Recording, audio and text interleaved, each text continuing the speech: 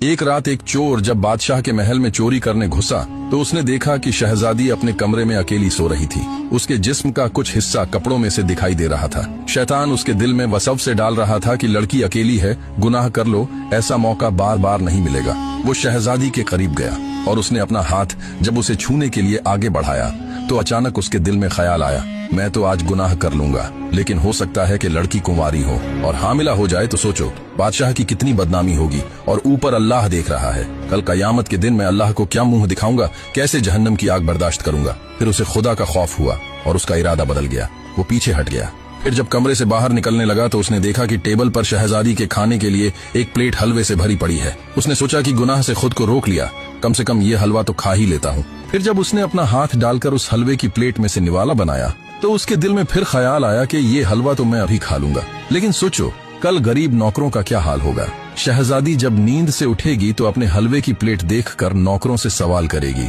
हो सकता है बेचारों को मार पड़ जाए और हलवा खाने वाले को बद्दुआएं देने लगे। फिर चोर ने वो हलवा भी नहीं खाया। वो चोरी करने के इरादे से आया था, उसके दिल में खुदा का खौफ आ गया था। उसने चोरी भी नहीं की। फिर जब महल से बाहर निकला तो फज्र का वक्त हो चुका था। बादशाह के पहरेदार सिपाही उठ चुके थे। सिपाहियों को सामने आता देखकर चोर डर गया। सोचने लगा, मैंने कुछ भी नहीं किया, मुझे कुछ हासिल भी नहीं हुआ, अगर पकड़ा गया तो बेगुनाह फांसी पर लटका दिया जाऊंगा। फिर वो कांपते हुए आसमान की तरफ देखकर कहने लगा, या अल्लाह मेरी मदद कर, देख मैंने आज तेरी नाफरमानी नहीं की, मैं बेकसूर हूँ। अल्लाह पाक ने फौरन उसके दिल में एक बात डाल दी। उसे एकदम एक तरकीब सूझ गई। पास में मस्जिद थी, जाकर वहाँ बैठ जाता हूँ। सिपाही देखेंगे तो सोचेंगे कोई मुसाफिर है, मस्जिद में ठहरा हुआ है, उन्हें शक नहीं होगा। वो फौरन मस्जिद पहुँचा, सुकून की सांस ली। सोचा मालिक ने वक़्त पर बचा लिया, क्यों न आज शुक्र अदा करूँ।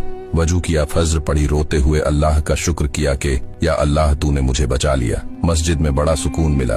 बैठ गया, सोचा सूरज निकलेगा तो वापस जाऊंगा। इधर महल में शहजादी उठी, हलवे की प्लेट देखी तो हैरान हुई, ये तो रात को नहीं खाया था। फिर हाथ का निशान कैसे? नौकरानी को बुलाया, पूछा। नौकरानी ने कहा मालूम नहीं। शहजादी ने कहा प्लेट ले जाओ, बाहर किसी गरीब को खिला दो। नौकरानी बाहर निकली, कोई न मिला। नजर मस्जिद में बैठे उस मुसाफिर चोर पर पड़ी। हलवा ले गई और कहा शहजादी ने भेजा है, खा लो। चोर ने हलवा देखा, अपना निशान पहचाना, आसमान की तरफ मुंह करके रो पड़ा, या अल्लाह जब मैंने हराम समझकर नहीं खाया तो तूने हलाल करके मेरे पास भेज दिया। नौकरानी वापस आई, शहजादी को बताया कि मस्जिद में एक मुसाफिर है।